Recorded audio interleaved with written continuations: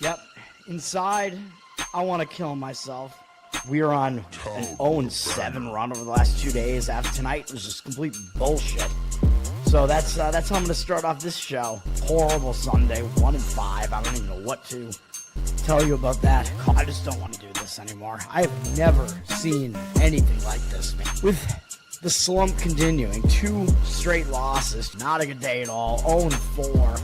I just have not had a good season, man. What can this slump that I'm on, the slump continues. I've reached a new peak, actually. I'm going to burn my Bruins hat, man. I don't know what is going on with the Bruins. March 8th, is that what it is? I don't even know. It's March 9th, I think. Who even knows, man? I don't know what day it is anymore. I don't even know what day it is anymore, man. Back with you after the worst day that I could possibly have. Back with you, as I always am. Until I die, at least. 0-2 yesterday, and yesterday did not go well for me. 0-5. The worst month that I've ever had in my 18 years doing this. I don't know what to even tell you about this anymore. Broke the slump yesterday as the slump continues. The slump continues. Somebody fucking kill me, please. I don't even know what I should do at this point other than potentially end it all. What's up, everybody? It's Toad back with you. Toad Stool Sports. This is the normal Saturday, January 17th edition of the show. Thanks for everybody for hanging out like an hour ago for the basketball edition. Lots of college basketball. This is going to be hockey, NBA, and NFL playoffs. Divisional round of the playoffs. Playoffs, what? Playoffs? Don't talk about it. Playoffs? You kidding me? Playoffs? I just hope we can win a game. Another game. Yeah, I'm going to add 2 hockey plays here, and that's going to be it. I don't like the NBA board and the NFL.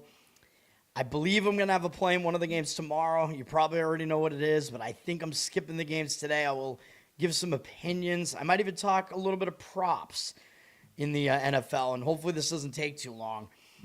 Zach, what's up? Thanks for hanging out. There's got to be some other Royals besides the Kansas City Royals. Oh, dude, the Queens, my guy who follows me. They're the Royals, aren't they? I think so. Correct. This is a bad spot for me. No rest. I'm going to be really tired out. My performance is going to be awful here. We're going to take a loss on the show, obviously. I'm already sharing my screen. All right, yeah, hockey. I'm so out of it right now, man. We have afternoon hockey, 12:30 Eastern. It starts with Minnesota at Buffalo on NHL Network. NHL Network has an afternoon game and a night game for whatever reason. Primetime night game. Minnesota's coming into this game off a pretty disgusting loss, 6-2 to Winnipeg. They've lost 3 games in a row. They've lost by a combined 11-5 score over the last couple of games, and now they're starting a road trip. So I think this is a positive spot for Minnesota. When things are just going horribly for you at home, one of the best things you could do is just leave, go on the road, refocus on hockey. Buffalo, I think, is in a spot where, like, they shouldn't overlook Minnesota because Minnesota's been good, but Buffalo is on a streak where they've won 5 of their last 6 games. They beat Florida, lost to Florida by 1, This is all since Monday. Beat Philadelphia and beat Montreal and put up 5 goals apiece in those 2 games. And they have Carolina on deck next. So I think you got to go with Minnesota in this game if you're going to play it. This is not on my card, but it is a fairly strong opinion, I would say. I'm not certain that Buffalo is going to overlook Minnesota here, but they're playing a 3rd game in 4 days. They've already won the homestand. So I like Minnesota. That would be my preference in this game. A fairly strong opinion for me on that one. The market read is also in agreement on that. Buffalo has 71% of the tickets on them. Minnesota, 61% of the cash. Buffalo up to minus 123 on the money line, so you'll get the Wild as a slight underdog there. Baseball season. It's gonna be a long one for you, man, because I don't see the Royals doing much of anything. They just have absolutely no offense, and I don't see that changing. The Rangers at Philadelphia. This is afternoon as well. I think 1 p.m. Eastern. Rangers have lost 5 games in a row, most of them at home. What else is new? And now they get to go back out on the road, starting a road trip against Philadelphia with multiple days off. You got to think this is a positive spot for the Rangers here, man, because we know the Rangers are bad at home. They're actually better on the road. Maybe they just go out on the road and they alleviate those distractions, whatever. That is usually what happens. They've had 2 days off to break this losing momentum as well, plus the road trip start. So I think they can be breaking the losing momentum here. They can focus just on hockey. A lot of positives here for the Rangers. The fact that they've allowed 22 goals in the last 3 games, 27 in the last 4 games, probably means they're going to at least be focused on not letting that happen now, although I know Shesterkin is still out.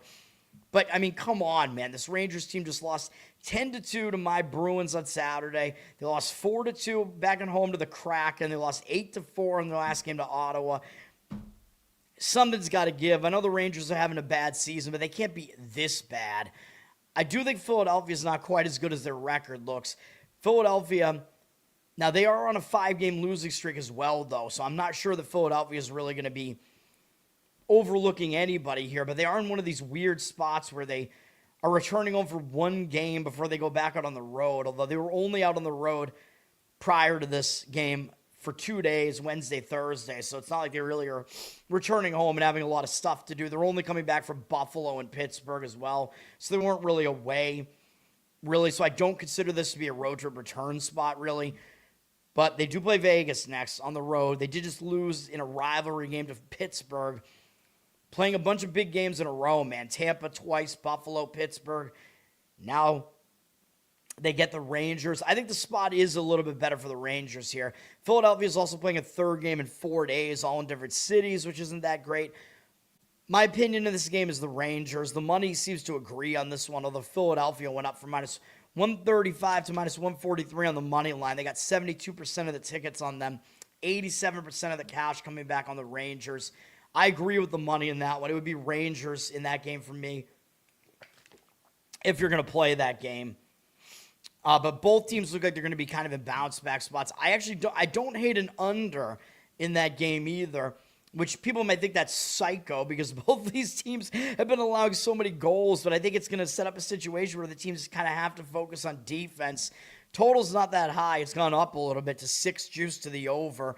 96% of the tickets and 68% of the cash on the over. So I do think the under is maybe worth consideration in that game, as insane as that sounds. Charles, what's up, man? Thanks for hanging out again. And I did forget to talk about yesterday, so let me just clear that out from my system here. We lost on Baylor. I mean, I did hear some breakdowns from Marco D'Angelo and some of the professionals basically saying, well, because it's a Friday game, it kind of meant that Kansas would be more likely to show up with a little bit more intensity because it was kind of one of those isolated TV Friday games. I still liked Baylor in the game, but yeah, I mean, we didn't get there with it. Baylor was kind of hanging around for a while and wound up not covering. We got the easy win with Carolina, but I'm not happy about a 1-2 day. I don't give a fuck if Carolina won 9-1. Like, yeah, one play makes me look good. Okay, fine, but I don't give a shit when it's a losing day. A 9-1 win, it might as well be a 2-1 win. I guess 3-1 in that case because we had a puck line portion of that one, but you know what I mean. Like, I don't care how much they win by. A win is a win. A loss is a loss. It was a losing day. Yeah, like, I don't give a fuck. So, I'm not happy. I'm not fucking celebrating that shit. Carolina won. Good. Okay, fine. I was right about that game. And then the Wizards just had to fucking piss me off. Sabonis did come back for the Kings, so it was an injured player theory spot. Reverse injured player theory spot. Wizards still got wrecked on the boards in that game. Fuck the Wizards. The Wizards maybe had chances to get back within that number near the end, and they did not. All right. Dude, I don't give a fuck. Again, I don't give a fuck that the Hurricanes won 9-1. I do not care. 3-1, and it's still a win. I don't care. It was a losing day. It was a horrible day on the show. I'm not celebrating shit. The puck line at 7.5, I don't even know. Like, plus 3,000 probably. There's no way that I would have ever considered doing anything like that. All right, we have the Islanders at Calgary here. Man, I got to get through these games. Islanders just beat Edmonton 1-0. That was a nice win over an Edmonton team that still gets a lot of recognition. They're still a pretty good team. Islanders shut them out. So could be a little bit of a letdown spot for the Islanders here. Calgary, you're definitely not going to pay as much attention to here. Although the Islanders, I guess, debatably, they're trying to break a 2-2 road trip situation here where they don't want to lose the road trip, I guess. Calgary's in a pretty bad spot, though. They're returning home from a road trip that they've been on since Wednesday, January 7th. So they've been on the road for a long time. They went to the East Coast. Wasn't a great road trip for them. It was an okay road trip, and now they're returning back home. And I talk about when teams return home from long road trips like this, they can tend to have to get back to family life. It adds a lot of distraction. Sometimes they don't focus on the game. Although I know the Islanders are playing well, so you don't necessarily overlook them, but it's a pretty bad spot for Calgary, man. So it's bad enough that I probably lean to the Islanders here, but I worry about the Islanders being in a letdown spot. Islanders up from -107 to -109. 71% of tickets, 77% of the cash on the Islanders. So the money is saying the Islanders. I'll slightly agree. Seattle at Utah. This is one that I considered adding to my card. I like Utah in this game. Seattle's coming off another, or wait a minute, what am I saying? No, I'm thinking of a different game. What the fuck am I thinking of? I don't know what I'm thinking of. My apologies. I'm so out of it this morning. Seattle's playing a third game in 4 days, though, and a fourth game in 6 days, and a fifth game in 8 days, and a sixth game in 10 days, all in different cities. So they've had a packed schedule, so they should be probably pretty tired at this point. And they're traveling from Boston all the way out to Utah. So, yeah, it's not a good spot for Seattle travel-wise, scheduling-wise. Don't love that. And they're not a good team. Utah, they're staying at home. They haven't played as many games in quick succession. They're not traveling. They've been at home since Friday the 9th. So the rest spot, the scheduling spot, the travel spot's a lot better for Utah. It's just the problem is they just beat Dallas at home. So it could be maybe a little bit of a letdown for Utah because that was a big win over Dallas. So I'm staying off the game. I kind of lean to Utah in the game, but the money seems to disagree. 65% of tickets, 58% of the cash on Utah.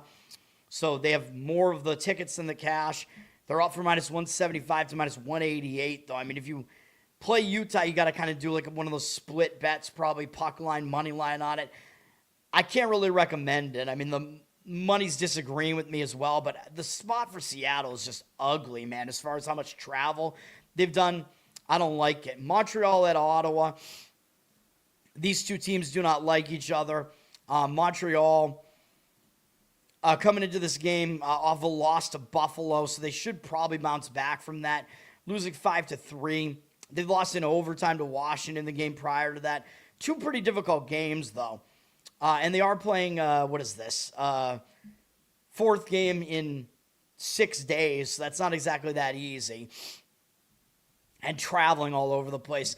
Ottawa's coming up beating the Rangers 8-4, which is a pretty satisfying win. They've had 2 days off, but I don't think you want to have time off. After you beat anybody 8-4, the time off might not help you that much. They're probably still going to focus, I would say, on Montreal, but I don't know. To me, the spot, I don't know, man. The money's coming in on Ottawa. The spot to me seemed maybe a little bit better for Montreal in this game, but a lot of travel for Montreal, and that is a concern. 60% of the tickets are on Montreal, but 83% of the cash on Ottawa. So there is a pretty strong market read on the Ottawa side. Ottawa's up from down from -135 to -125, But the market read is all over Ottawa in that game as far as the percentages. Looks kind of pros versus Joes. So I'm staying away from that one too. Next game I'm not staying away from. And you know what we're going to do here, man. You know exactly what we're going to do. Don't mess with the devil, buddy. We're number one. We beat anybody.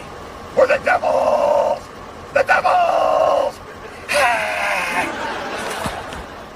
Diablo. Dios mío.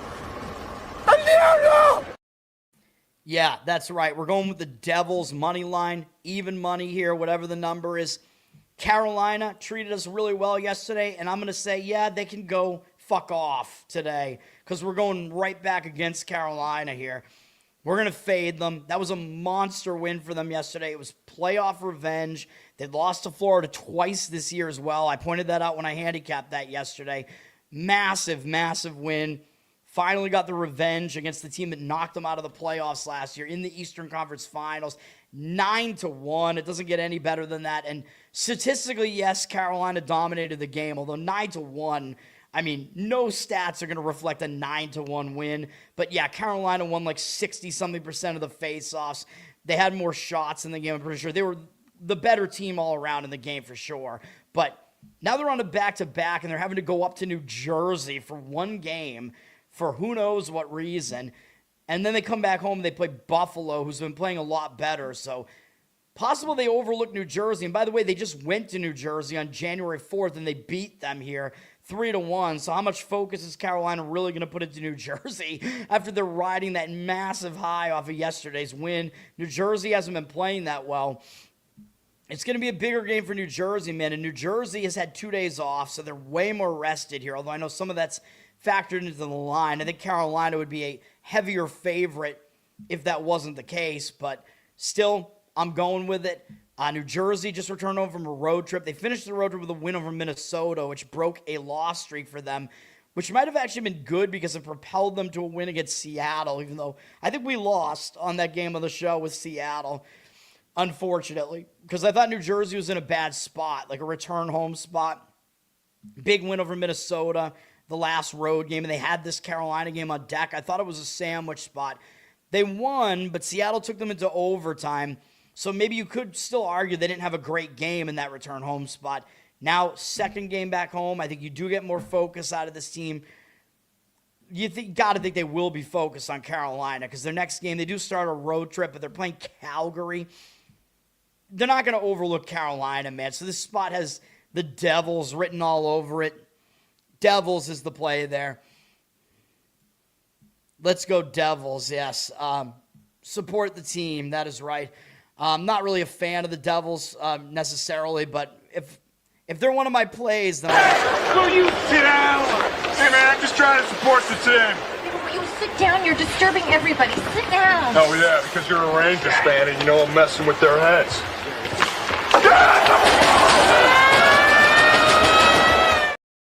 That's right. Support the team. Like I said, I'll do it when I actually am on them for a play. Columbus at Pittsburgh. Columbus, they're on a little bit of a roll here. They won 3 games in a row, but I don't know if they're going to be overconfident after beating Utah in overtime and then Calgary and Vancouver. Might bring some momentum into this game against Pittsburgh. They lost at home against Pittsburgh back on January 4th, and Columbus probably should have won that game. I believe Columbus was winning that game like 4-1, if I'm not mistaken. Kind of a bullshit loss for them. I kind of remember talking about it on the show, so definitely some reasons for Columbus to show up in this game. I keep talking about how I don't think Pittsburgh is that good. Their record looks okay, but they have 10 overtime losses. So, you know, they're losing a lot of close games. Pittsburgh just beat their rival, Philadelphia. It did end a losing streak for them, so in a way that could propel them into the next game. But I think they could be in a letdown spot because that was a big win over their Pennsylvania rival here. Sure, they'll want to win on the homestand here and go 2-1 instead of 1-2. They don't have a big game to start the road trip next. It's only Seattle, but I kind of lean to Columbus in this game. Where's the number on this? We don't really see much going on. There's no percentages yet on this. Pittsburgh down from -130 to -120, so not a whole lot to read into yet in that game. Looks like the initial move was towards Columbus. I agree with it. Florida at Washington. Florida is, of course, also on a back-to-back, but not all back-to-backs are the same, as they had 3 days off prior to that one, and they lost 9-1 yesterday. So that was the only game they played since Monday, and losing 9-1, you got to think you're going to be pretty pissed off about that and maybe show up with focus in the next game and bounce back, even if it is a back-to-back with a little bit of travel. Washington did lose to San Jose, and that was a win for us on the show on Thursday. bad spot for Washington, I thought, having beaten Montreal in overtime, and they had Florida and then Colorado upcoming. So I don't think they're going to overlook Florida here. And they did lose at Florida the last time they played them. So I don't think they're going to look ahead. I think both teams are probably going to show up here. Washington staying at home, coming off a loss to San Jose. The money is somewhat indicating on Florida. Washington up from -135 to -144, but we see 67% of the tickets and 81% of the cash on Florida. So the money is coming in on Florida to some extent. You know, I'll slightly lean that way just because yesterday's loss was so embarrassing, and you're getting Florida as a dog in this game, and maybe you're getting a little bit of extra value on Florida because it is the back-to-back, but I'm staying away. By the way, I forgot to mention, Carolina's got 67% of tickets and only 56% of the cash on them at -115. They are a public road favorite there with less of the money on them, so that market really looks good to me. They did have more of the cash percentage on them a little while ago, but I pretty much knew they were going to be a public side at the very least. All right, we got Toronto at Winnipeg. This is the game I was thinking of. I like Winnipeg in this game. I think this is almost on my card. It might be worthy of a play on Winnipeg here. Toronto's in a bad spot, dude. Toronto, we faded them against Utah because Toronto had that crazy overtime game at Colorado. They were on a back-to-back as well, and Utah crushed them 6-1. Easy win for us on the show. Toronto had to use Hill to be in net in that one as well. Then Toronto bounced back with a much better performance against Vegas, and they took Vegas into overtime and fell just short. If you look at what happened in this game, Toronto was winning this game 5-3 in the final 10 minutes of the game, and they wound up losing in overtime. Brutal loss. And they were still winning the game 5-4, by the way, in the final 7 seconds of regulation, and Vegas tied it with 7 seconds left to send it into overtime. It doesn't get much more brutal than that, man. That is a brutal loss for Toronto. They almost had the win. It would have been a huge upset win for them. Now they're playing Winnipeg, who really hasn't been playing well, finishing the road trip here. Sure, they'll want to even the road trip at 2-2, but I'm not sure that I see it, man. They have Minnesota up next when they return home. They're playing third game in 4 days. No, not a third game in 4 days. Third game in 5 days, but it is a fourth game in 6 days and a fifth game in 8 days, all in different cities, and actually a sixth game in 10 days, all in different cities. So Toronto's played a lot of games as well. Could be pretty tired out here. I like Winnipeg in this game, man. The only issue is Winnipeg just beat Minnesota. That was a big win for them. Will they overlook Toronto? I don't know. I mean, they're coming back home for a single home game, but it was only a single game road trip to Minnesota as well. And Winnipeg does have momentum here. I'm tempted, man. The spot is so bad for Toronto. Ooh, man. I kind of want to do it. Winnipeg's up from -125 to -128, 75% of tickets and 97% of the cash on them. It's a low total, so, you know, it might be a little bit of a closer game here. Will Winnipeg use Hellebuck in net again? They might. I mean, he's a grinder. Like, he usually plays a lot of games in a row. They had yesterday off. Man, I mean, Winnipeg's definitely going to have the goaltending advantage if he's in net there over either of Toronto's goalies. Toronto, unclear who their goalie is going to be in this game with 1 day off yesterday. But man, that was a brutal game for Toronto. You know, I don't know, man. I guess I'll stay off it slightly, but man, Winnipeg, yeah, the only hesitation I have is that was a big win for Winnipeg over Minnesota. That's the only hesitation I have. My Boston Bruins are at Chicago. The Bruins coming into this with momentum, at least. They're starting a road trip, and usually I say when you start a road trip, you're going to have focus to start the road trip because you want to get it off on the right foot. And the Bruins are carrying momentum because they won 5 games in a row. They just swept a homestand, going out on the road with momentum for sure. But the problem is it's only a 2-game road trip, and their next opponent is Dallas on the road trip. So it is possible they overlook Chicago in this spot, although the Bruins are not going to be in like letdown mode after beating Seattle, I wouldn't imagine. Now, Chicago, they might be a little bit more focused here because they're staying at home. They've been at home for a while. They've lost both games on the homestand so far. Lost to Calgary in the last game. Not a great loss. Lost to Edmonton the game before that. So I kind of lean Chicago in this one. Money is kind of indicating on the Bruins, although they're public, 79% of tickets, 98% of the cash on them, and they're minus 120. I would lean against the Bruins in the game slightly, but not a strong opinion of mine. Of course, my strongest opinion that I'm leaving off the card here is definitely Winnipeg, as you already know. Edmonton is at Vancouver. Edmonton just took a shutout loss, 1-0 to the Islanders. Islanders are a fairly tough opponent, but a couple losses in a row for Edmonton, getting shut out. You got to think they'll probably show up with some focus, even though it's a single game road trip to Vancouver, which is a little bit weird. Vancouver has lost a ton of games in a row, though. 9 losses in a row, I think, but it's not that great of a spot for them because they're returning home from a road trip. They've been on the road since January 6th, so I talk about this always. When a team returns home from a road trip, long road trip like that, they've been away for a long time. They got to get back to home life. They got to get stuff done. It becomes a distraction a lot of times. Not the greatest spot for Vancouver, although Edmonton shouldn't be a team that they would overlook, but maybe that's not enough. It's a very bad spot for Vancouver. I prefer Edmonton in this game.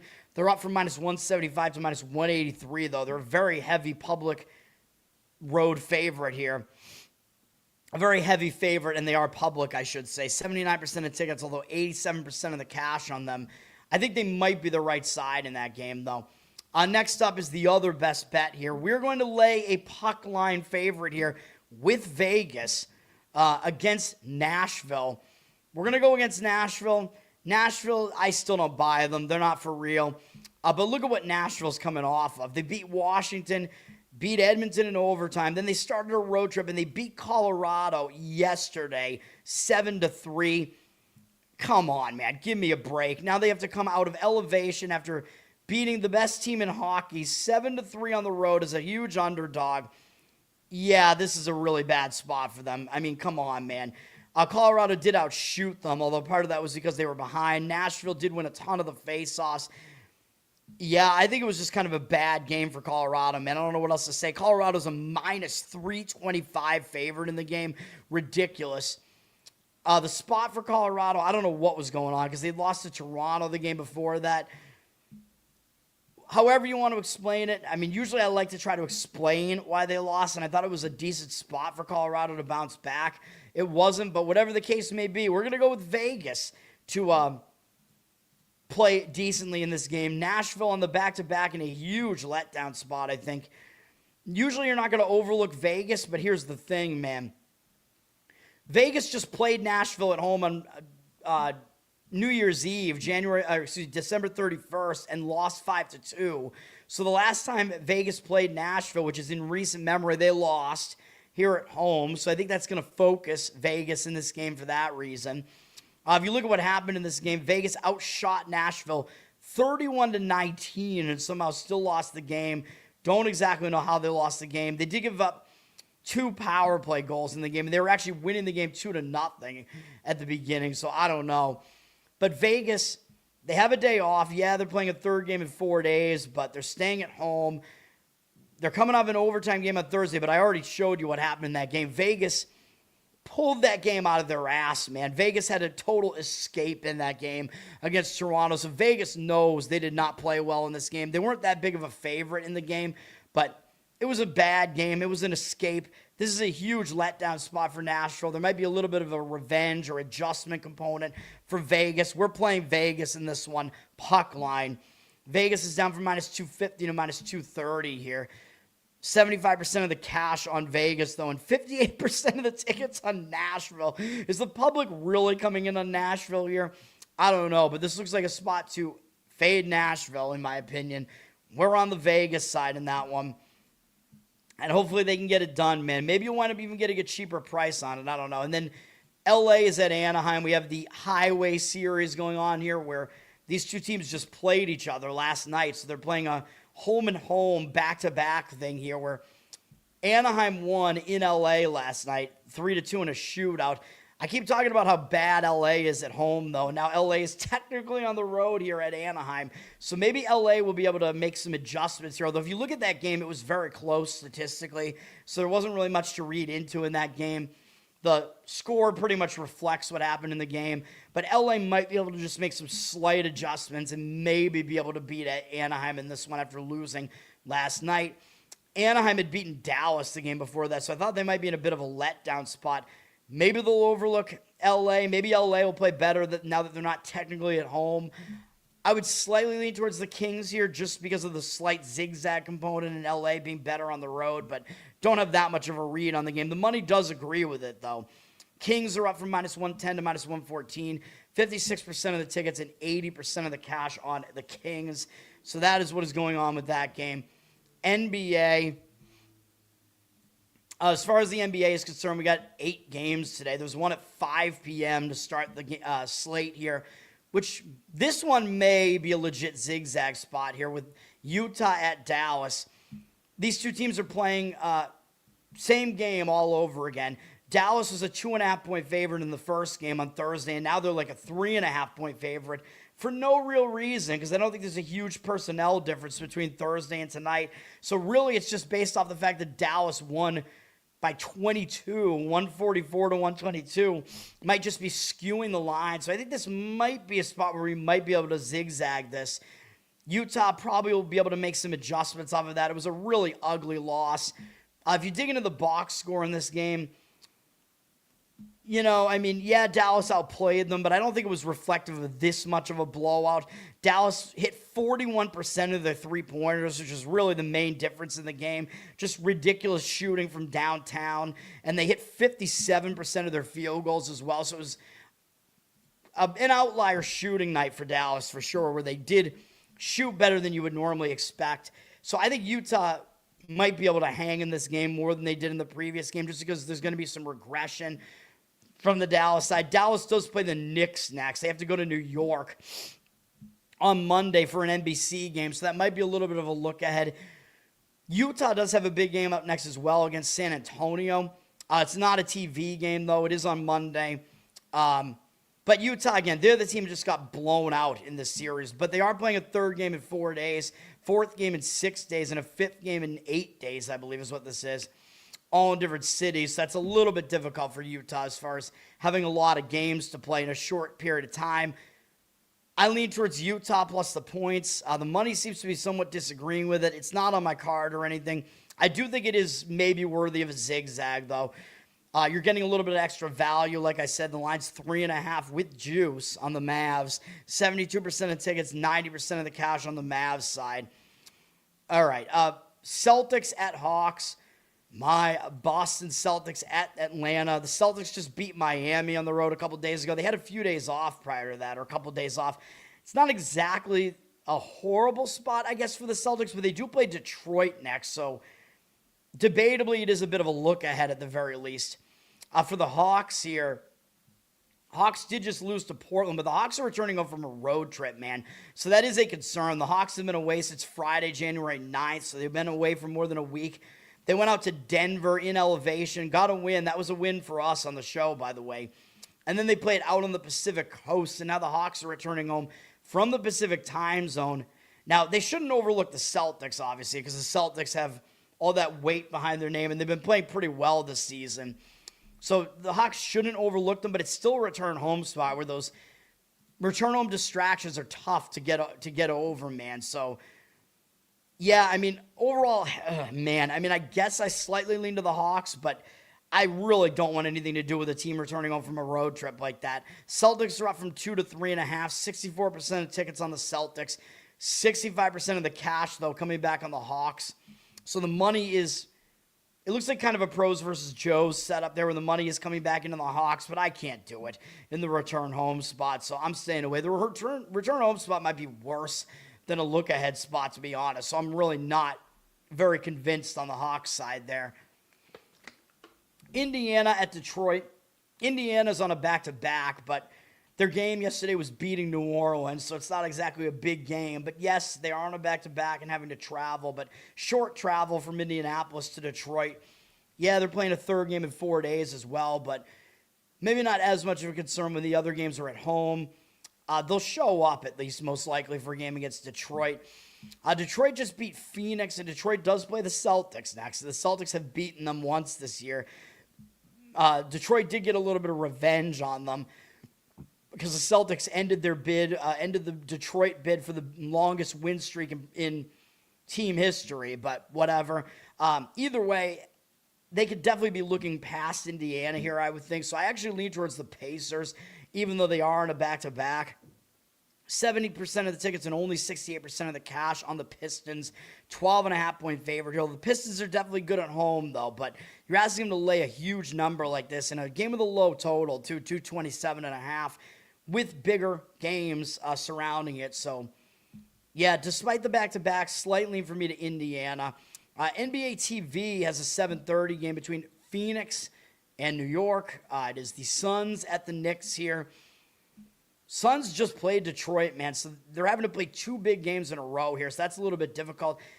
Debatably 3 big games in a row because they just played at Miami on Tuesday, then Detroit on Thursday, and they were close in both games. So the Suns, the worry here is that they're going to run out of energy here going to play the Knicks, so they should be focused. But they did just beat the Knicks on January 9th in Phoenix, so the Knicks probably have reason to show up in this game as well. But the Knicks are returning home from a road trip, and yeah, they lost to Phoenix on that road trip, but I always pointed out, man, it's very difficult to return home from a road trip, man. So that is what's going on with the Knicks here. They're returning from the Pacific Coast. They're playing a 3rd game in 4 days, all in different cities, which is not that easy to do. Again, the return home distractions could be an issue here, maybe, and could come into play here in this game with that return home spot.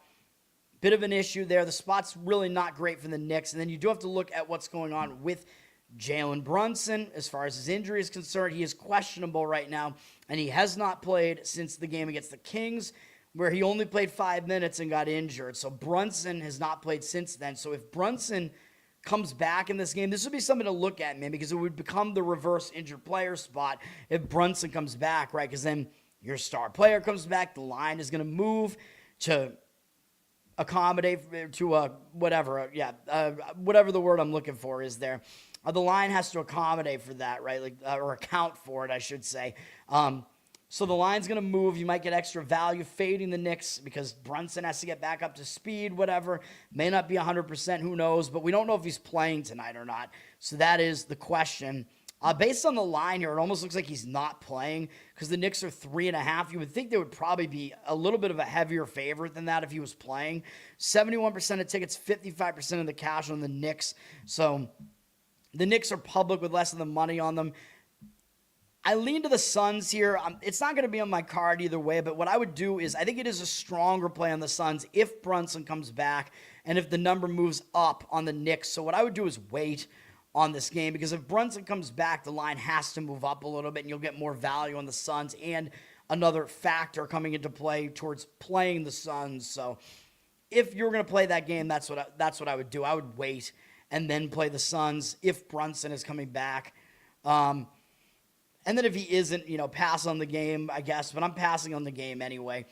Oklahoma City is at Miami. Oklahoma City just had another nice win over Houston after OKC got the revenge finally against San Antonio. Thought they might be in a letdown spot, but nope. They handled it against Houston. 20-point road win. Now, here's where the letdown spot might come in for OKC, man. They're playing Miami. They already beat Miami back at home not long ago on January 11th, beat them by 12. They got Cleveland on deck, which maybe is a little bit of a bigger game. It's a TV game on Monday on the holiday there. NBC has that as an afternoon game. So, yeah, I think I like the Heat in this one, man. The Heat are coming off a tough game, too, though. They just played the Celtics pretty tough, so that was a pretty big game for them as well. Staying at home, though, I think you got to lean Heat in this game if you're playing it. It's not on my card, but maybe one of the stronger leans, although the Thunder are up from 8 to 10.5 here, but you're getting double digits at home with the Heat in this one, man. So that's a pretty big line to be getting at home here with the Heat. Heat have been a much better home team as well, 14-7 at home. I know Oklahoma City's good everywhere, at home and away, 15-4 on the road, but the Heat are a team that you definitely want to look more towards when they're at home rather than on the road. And then, maybe you got to pay attention to the injuries a little bit here. Hero is a game-time decision. So I think if he can go, he will give it a go. He played in the game against the Celtics, so it's probably not that much of a concern, but we'll see. And Hartenstein is still out for OKC, but they're so deep, I don't know if that matters that much, although they'll have to deal with Adebayo in the middle there. Minnesota is at San Antonio. Another pretty big game here. This is a pretty good game, one of the better games on the slate today here. The T-Wolves did actually beat San Antonio on January 11th at home by 1 point. So that's something of note. That's interesting. I believe the T-Wolves were favored in that game. Let me see. They were a 2.5-point favorite, which is interesting because I believe pretty much everybody played in the game. Wembanyama played in the game. Anthony Edwards played in the game. So the star players played in that game. So it was interesting that Minnesota was actually favored in that game. They won the game, so maybe San Antonio will have some adjustments to make here. Minnesota is coming off a pretty difficult game where they came to within 5 of Houston last night. So Minnesota's on a back-to-back playing 2 tough teams in a row. It's tough, man. Not having to do the Texas Triangle, but having to do the Texas, I don't know what to call it, the Texas twosome, Houston and San Antonio, the 2 better Texas teams right now. Really difficult to have to do that back-to-back and traveling across the state of Texas to do it. So I really don't think it's a very good spot, actually, for Minnesota here. And we do have to look at who's playing in this game as well. San Antonio just got a win over Milwaukee to break their losing streak they had. That was actually in a return home spot, and they still got the win. I think the spot sets up better for San Antonio. They might make adjustments here after losing to Minnesota the last time. The game's not really surrounded by anything big. They do play Houston on Tuesday, but Utah, they actually play Utah in between these two. So I like San Antonio in the game. Now, San Antonio is favored here at 6.5, so it's like, well, why is that? Because it must be because Anthony Edwards is out, man. That's really the only explanation. Because why would Minnesota go from being 2.5 at home not that long ago to being a 6.5 road favorite? That doesn't jive, right? Like, it should probably be about San Antonio -3-ish, maybe. Like, NBA home court doesn't give you that. It's like not that much of an advantage. Although Spurs are good at home, though, 14-5. Minnesota not as good on the road, 12-9. But I think the reason why the Spurs are favored by this much is we don't know what Anthony Edwards' status is. He didn't play in the last game. So, you know, I think I would wait on this one, too. So the Spurs are down from 6.5 to 6. 68% of tickets, 66% of the cash on the Spurs. So they're public. Looks like less of the money is on the Spurs. So that's a little bit of a concern that the market read doesn't like the Spurs. I lean to the Spurs in this game, but what I would do is wait.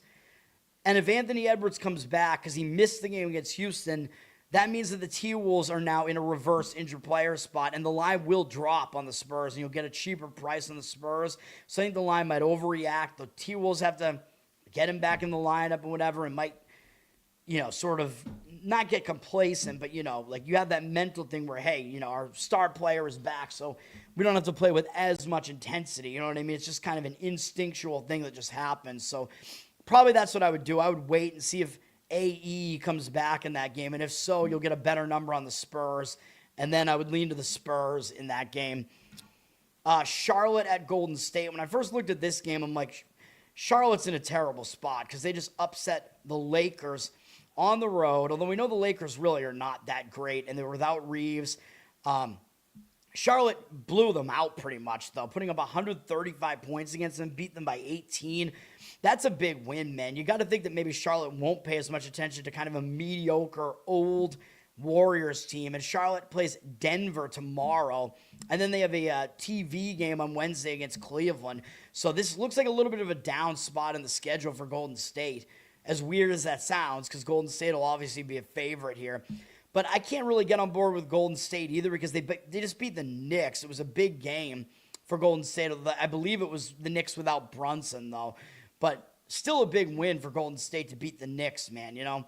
Although I think Golden State was a big favorite in this game, again, pretty much because there was no Brunson in the game for the Knicks. But it still could be maybe a letdown spot for Golden State. But I prefer the Warriors side in this one. The money seems to agree. The Warriors are up from 5.5 to 7. 74% of tickets, 95% of the cash on the Warriors. I agree with the Warriors side in that one. That's the way I would lean. Washington, yeah. Not a fan of that Washington team right now, man. not covering for us. They're probably the worst team in the NBA, and they're on a back-to-back now, and they just lost to the Kings and didn't cover. Great. They're playing a third game in 4 days, all in different cities. They're on a back-to-back and having to now go into elevation to play Denver. It's just not a good spot for Washington, man, even though they're not going to overlook Denver. Denver's had 2 days off, and yeah, they're returning home from a road trip, but only a 2-game road trip, Tuesday, Wednesday, and now they've had a bunch of time off. Sure, maybe there will be some distractions. Maybe they won't have full focus against a very weak Washington team, but they've played all easy teams in this recent stretch, and they have another easy team up next in Charlotte tomorrow. So, although Charlotte did just beat the Lakers, but for this game, I think it's Denver or pass in this one, although the money seems to be indicating on the Wizards. But why the fuck would I want to do that when the Wizards can't cover any of these games, even though they're getting a ton of points? And they're on a back-to-back now and traveling and playing a lot of games in quick succession.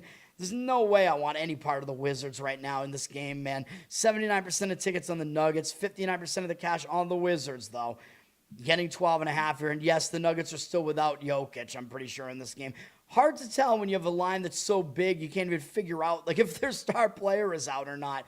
Jokic is still out, so that means if he was playing, Denver would probably be like a 17.5-point favorite in that one. Lakers are at Portland. Now, the Lakers are actually in an injured player spot, I believe, in this game. Not because of the Reeves situation. Reeves has been out for a while, but I think this game you got to lean to the Lakers if you're going to play this game. Lakers just had that ugly loss at home to Charlotte. Now they're going out on the road, only for one game to Portland, but the way the Lakers have been playing, they can't overlook anybody right now, man. And I think maybe getting out of there and going on the road might actually be a good thing for them. Portland coming into this game having beaten Atlanta in their last game. So that was a decent win for Portland at home. Yeah, they're not going to overlook LA, but the other thing about LA is Portland's favored in this game. Well, why would that be, right? Like, the public might want the Lakers in this one. 73% of the cash on the Blazers, though, and 61% of the tickets on the Blazers. That doesn't totally make sense. You would think that the Lakers would be like a public side in this one. Hold on a second here. You would think that the Lakers would be a public side in this one. But, hold on, I'm getting all my stuff done. I'm trying to do a bunch of things at once here. I'm trying to get some of my stuff done at the same time here, you know, to get all my stuff uploaded and stuff at the same time here. The show from this morning, college basketball, is already up, though. All right. But anyway, what was I saying? Yes, the Blazers are up from 2.5 to 3.5. Or you'd think the public would be like, what is going on with that line, and want to take the Lakers here. But obviously what's going on with this line is the Lakers have some sort of injury here. And yeah, if you look into it, yeah, it's Luka. So that's obviously the reason why Portland's favored here. Luka's been doing everything. He's carrying the team, 33.6 points per game. Oh, my God. Doesn't play defense very well, though. But he got hurt in the game against Charlotte, and I don't know if it's really an injury, if it's like a real serious injury. It seems like it's not serious, so it might be kind of like a rest thing where he's like injured. But to me, it does seem like kind of an injured player theory spot. The Lakers know they're without Luka. They know they have to step up their game. This game is on NBA TV for whatever reason. And you're getting 3.5 with the Lakers, and they just came off a real ugly performance. For me, it's Lakers plus the points or pass in that game. All right. Let's go to NFL, and then I'll get out of here. Not too bad for the timing here. We're at less than an hour, though. We're going to talk quite a bit about these two games here. The first game up, the afternoon game on CBS, is the AFC Divisional game between Buffalo and Denver. There's a lot of stuff going on in this game, man. Now, Denver is coming off a bye because they're the 1 seed, and we talk about this. I know the 1 seeds have actually done okay in the playoffs with this new structure, but I do always talk about how when a team has a bye, it's not necessarily a good thing because it kind of stops their momentum, right? Like if you're playing well, you don't really want to have that time off. Although a couple of things that mitigate that for Denver, one thing is that Denver lost to Jacksonville. The last time they had a real serious game at home, they lost to Jacksonville, so that might keep them focused. And then they did finish the season at home, but they were playing a Charger team that just rested everybody, so it wasn't really a serious game for Denver. But yes, that does mean that Denver hasn't really played a serious game since 2 weeks ago. But the other thing that can mitigate this, because you got to worry about, shedding the rust and whatever. The good thing for Denver is they're not like one of those timing offenses, like offenses that might be really thrown off by having extra time off. That's not Denver. Denver's going to be running the football. They're going to be playing defense. We know this. Denver is a defensive juggernaut. They're one of the best defenses in football. So obviously that's what they're going to try to do. And defenses have a lot easier time coming out of like a bye or out of a rest scenario, just playing again. You know what I mean? It usually affects the offense more. And Denver, I think, is absolutely going to be running the football because they want to take the pressure off of Bo Nix, right? Because he's still a young guy. He's pretty inexperienced in the playoffs. So, yeah, Buffalo obviously has an experience edge as far as their players are concerned. Obviously, their quarterback is a way more experienced quarterback with Allen having played many playoff games. Bo Nix has only played one.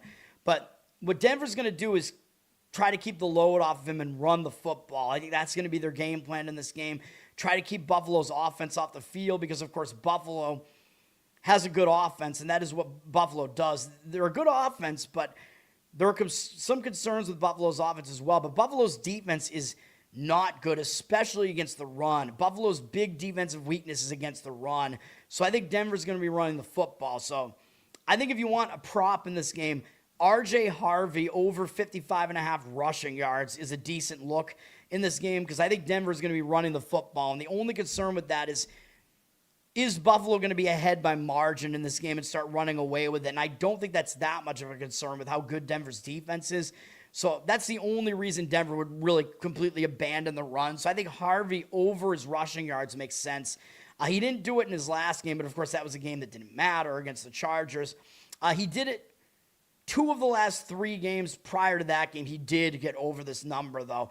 And the number might not quite be totally high enough because it might still be a little bit skewed based on the fact that he was averaging less earlier in the season, but that's because he wasn't playing as much. And Denver had, Dobbins, I think, and then he got hurt. So Harvey is the guy. So there's a prop for you.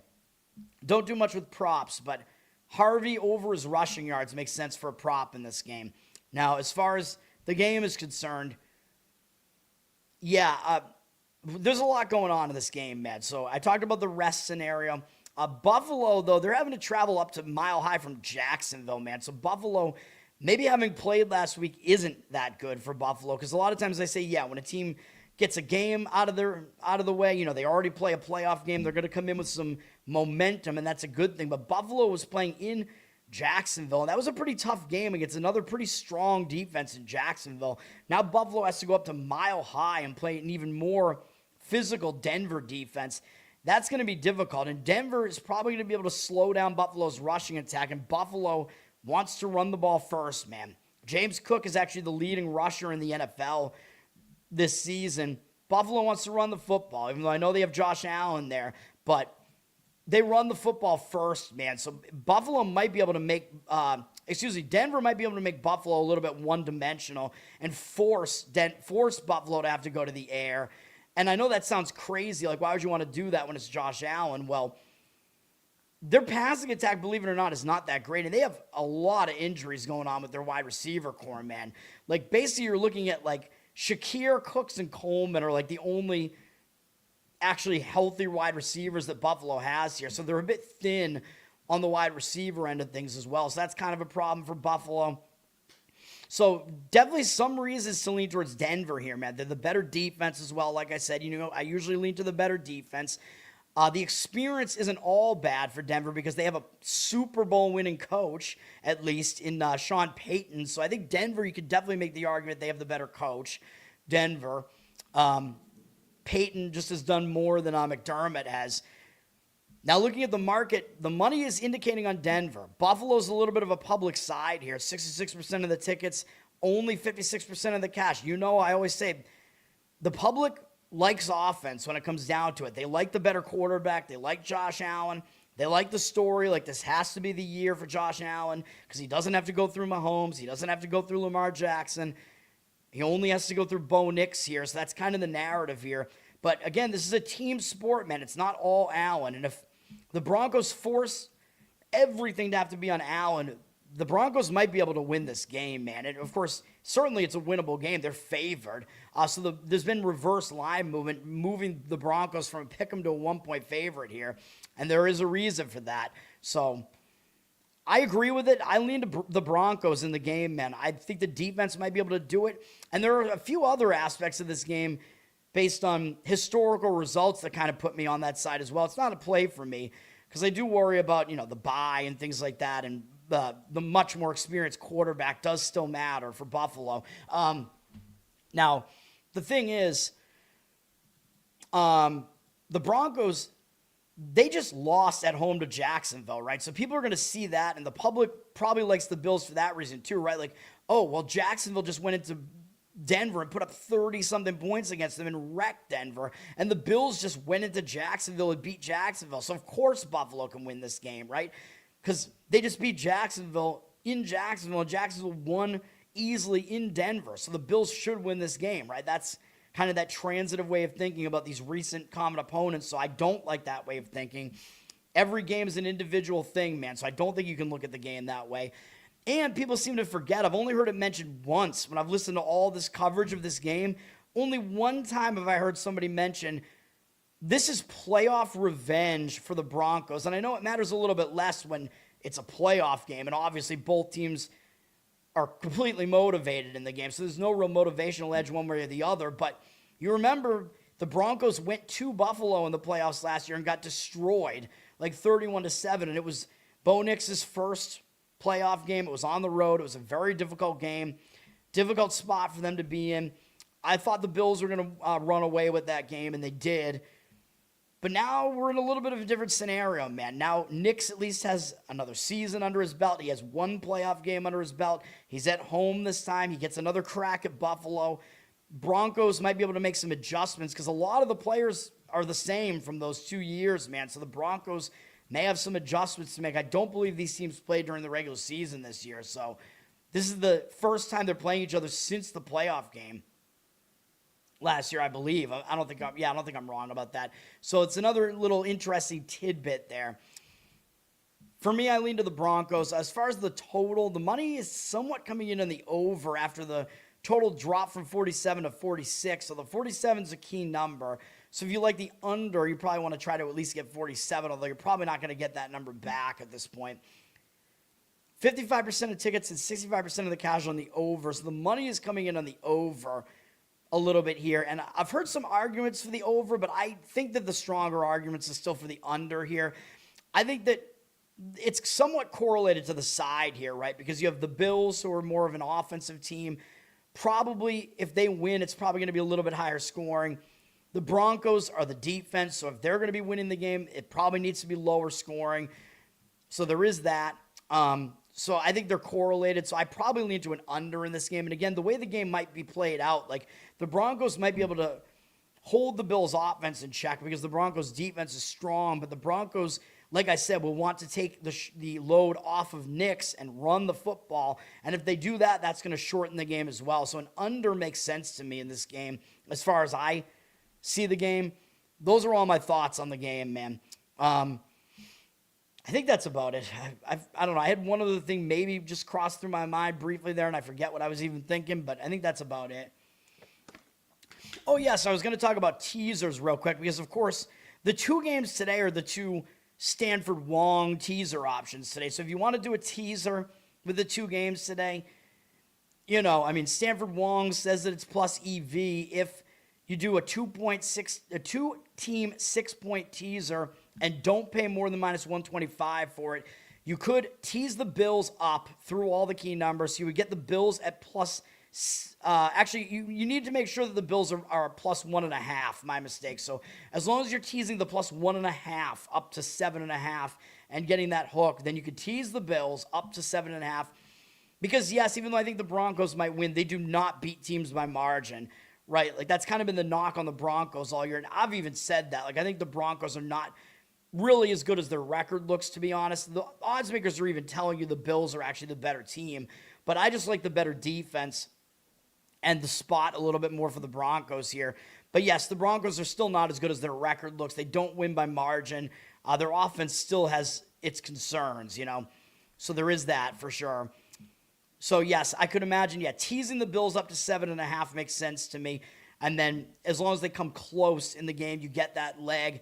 And then, of course, the other leg of this would be you have to find the Seahawks at 7.5, and you have to tease them down to 1.5, and then you basically just need them to win the game. And that would be the Wong teaser that you can do today.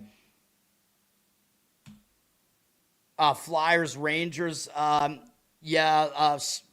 Slight opinion for me on the Rangers in that game.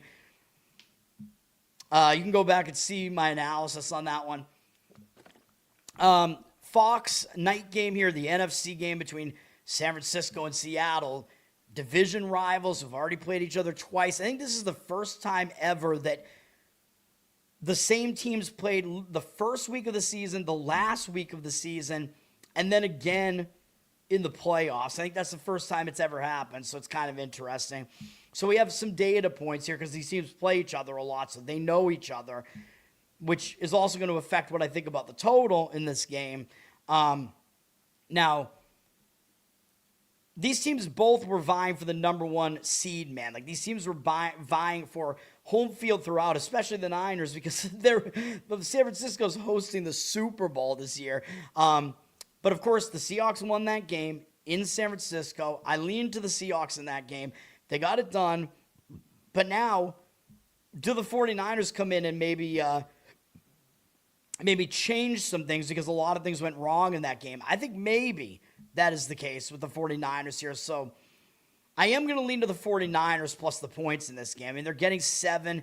First of all, it seems like a lot to be giving a Kyle Shanahan team. And even though McDonald's been really good with the Seahawks, it's been kind of all defense for the Seahawks. And I know the 49ers defense is very injured, but their defense has been playing okay as of late. And their offense has a lot of weapons on it. And yes, they're without Kittle now. I know Kittle got injured last week against the Eagles, so that is a concern, although Tongas has done pretty well in that role for the Niners, so I don't think it's a massive downgrade, although it takes away one of their weapons for sure. But the Niners have a lot of, they have the better coach, I would say, in Shanahan. I think he's the best coach in the league. And giving him a lot of points like this, I mean, I think he does really well as an underdog, let's put it that way.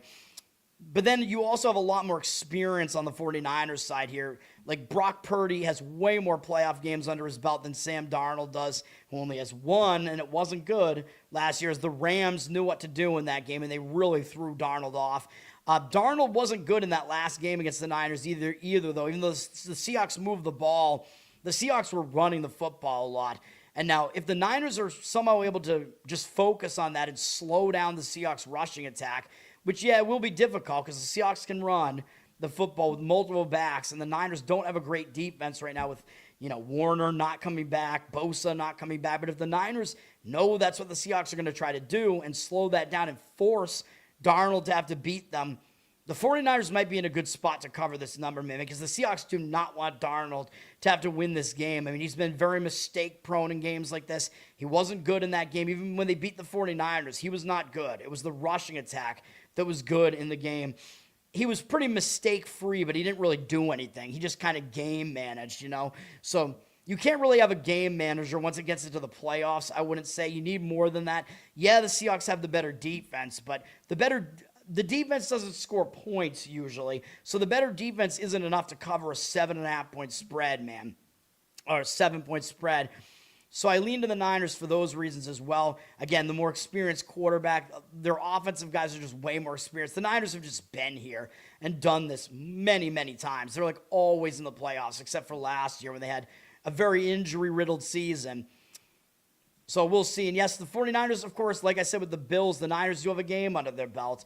They won at Philadelphia, but they are having to travel cross-country now. But they have some momentum, although, yes, they pulled off an upset. But the 49ers are not going to unfamiliar territory here like the Bills kind of are, mile high, although Allen won't be affected by the elevation because Allen played in Wyoming in college. But the 49ers are obviously very familiar with playing at Seattle. They play there every year. So this is a little bit of an easier trip for the Niners to make. And they're a Pacific Coast team, so they're traveling back to their own time zone and probably already did that. So I think the travel spot is less of a concern for the Niners in this game.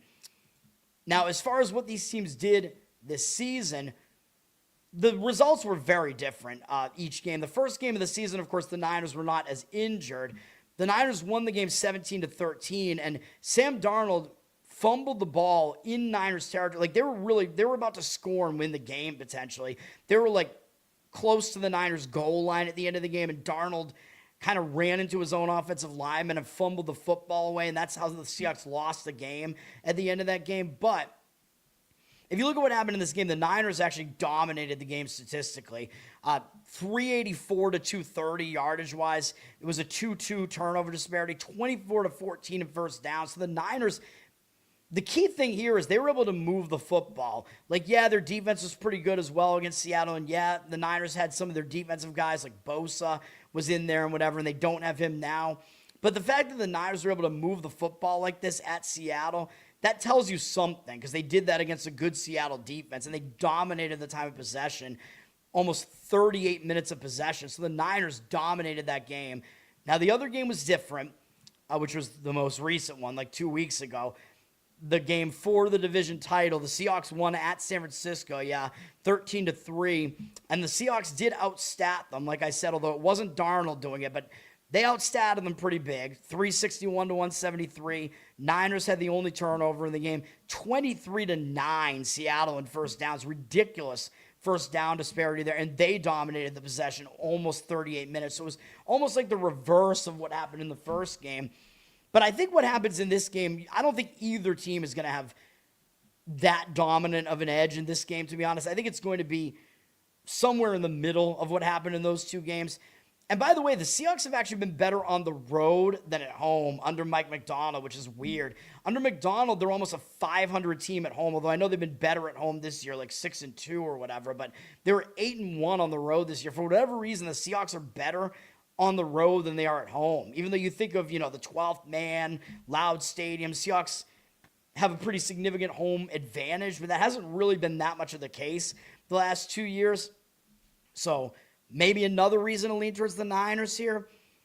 So, yeah, I mean, my first instinct in this game was to lean towards the Niners, and that is my lean. The Seahawks, again, having a week off might also hurt them a little bit, but then again, because the Seahawks are going to be playing defense and running the football, probably I would say the same thing that I said with Denver. Like, they should be able to adapt pretty easily because they're not like a timing-based offense or anything like that. So having that week off probably doesn't matter that much. They'll be able to play defense and run the football. So all that being said, yeah, I would take the points with the Niners if I was going to play it. And then as far as the total is concerned, I do lean to the under. The total's dropped a little bit from 45.5 to 44. 52% of tickets on the under and 63% of the cash on the under. I know it seems pretty easy because the two other games they played this year were very low scoring as well. So that almost makes the under look way too easy, but I just see it being the case, man. I mean, the Seahawks are probably going to establish the run, play defense. That's what they're going to do. So just like with the Broncos, that seems to lend itself towards a lower scoring game here. And if it's a lower scoring game, the Niners might have an easier time getting within that number, even though you think, well, the Niners are the offense, so they should want it to be a higher scoring game. That's true, but I don't love laying points with the better defense for those reasons. Again, because when you have a better defense and it's going to be a lower scoring game, the underdog can still come in and cover that thing if it's going to be fewer points in the game. So that's the way that I think about it. An under first half could be a consideration as well, because you might think that the Seahawks are just going to come out quite slow after having the rest last week.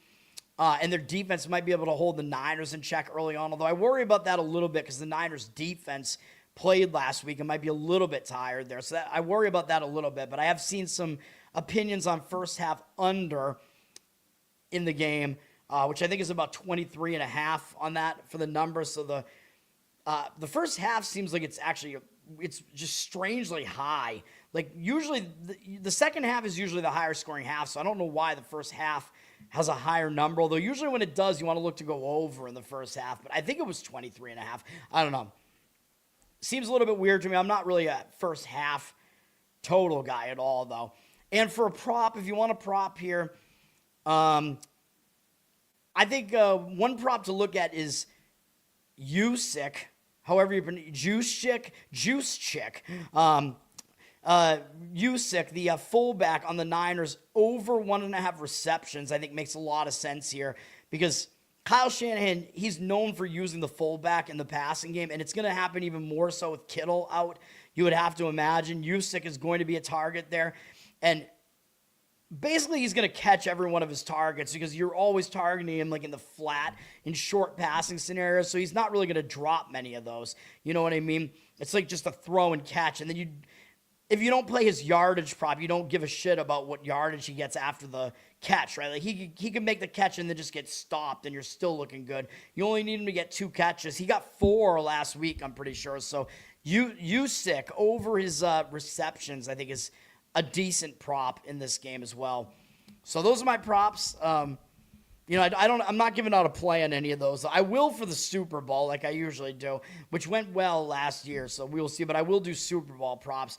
I have given out an occasional prop in these playoff games. I'm not doing it in these, but those are my thoughts. I might have a play on the side in one of the games tomorrow. Like I said, you may know what it is based on what I've been talking about. We will see. And yeah, if you want to know the weather in these games, I just don't think the weather is going to be that much of an issue. It's going to be somewhat cold in Denver. It looks like it's going to be pretty much clear and 37, but of course Buffalo is used to it as well, so no real weather advantage one way or the other. And then San Francisco at Seattle. These teams are used to playing here too. This game, it looks like it's going to be 48. Pretty normal night game there. So, yeah, I mean, I know San Francisco's had some issues playing in some cold. They looked awful in the snow game in Buffalo, but when it's almost 50 degrees, it shouldn't be much of a concern for the 49ers. So, and with no, like, real weather concerns there. I do have to pay attention to the wind, I guess, which we don't see the wind report there, but the wind affects offenses more than anything else. So because we don't see huge movement on the totals or anything, it doesn't seem like wind is really going to be a factor in either game. So that's going to do it. Thanks, everybody. One more time, all the plays today. College basketball coming up in an hour. We have SMU plus the points, Butler plus the points, UNC-Asheville plus the points, Indiana minus the points, or money line if you can get a better number, Delaware plus the points, Northern Iowa money line, or minus the 2 or whatever, if you can find a better number that way. Long Beach plus the points. Hockey, we're on the Devils money line, and we're on the Vegas Golden Knights puck line to win by margin in that one. That's going to do it. I'll be back tomorrow, I suppose, and we'll talk more NFL, and I may have an NFL play. Again, I'm trying to be selective here, man, so that's the name of the game. We'll see what happens. My bracket is pretty much dead, even though I still have 3 of my final 4 still left in the NFL bracket there. I have the Broncos winning over the Eagles, so I really didn't expect the Eagles to lose last week, man. Sirianni just really good at home. I don't know what that was. By the way, I will say there is, in the Buffalo game today, there is one ref involved in the Buffalo game who's like very Buffalo biased, and they win most of the games that they play that he refs, so I will throw that out there, although it didn't matter in the Philadelphia game when they had their biased ref basically in charge last week. It didn't even matter, so I don't know how much weight to really put into that at all, but we will see. But yes, I do have Denver over the Patriots as my AFC championship. That's how my bracket lines up, at least, and then I do have Philadelphia beating Seattle in the conference championship, but that's not going to happen, obviously, but Seattle might get there if they win today, although I'm not 100% convinced that they will. So we will see, man, because I think the books are getting a lot of money line parlays on New England, Seattle. I think it's a pretty popular money line parlay, and it's at like even odds. So I expect one of those teams to lose, although obviously New England is the much smaller favorite and up against an elite defense and an inexperienced team. So if one of those teams is going to go down, it's more likely to be New England, obviously. But we'll talk about it tomorrow. That's going to do it for now. Peace for now, guys. Oh, Learn to Toad on Twitter. Learn to Toad on Instagram. Check it all out. Like, subscribe, reply here. Listen on audio. Give me good reviews on audio, Spotify and Apple. Covered in Uke, my Uke channel on YouTube. You can check that out as well. Patreon.com/LearnToToad for some bonus stuff that I never get around to. And I still got to do subscription posts on Twitter, too. Man, I'm spreading myself thin. I do way too much. And then Loser Casts, obviously. Check that out as well, the comedy podcast that I'm involved in here. And that's going to do it. Let's get it done. Let's get some wins today. Big board today. A little bit less than last week, but we still have about 8 plays today. 9, I think. That's going to do it. Peace.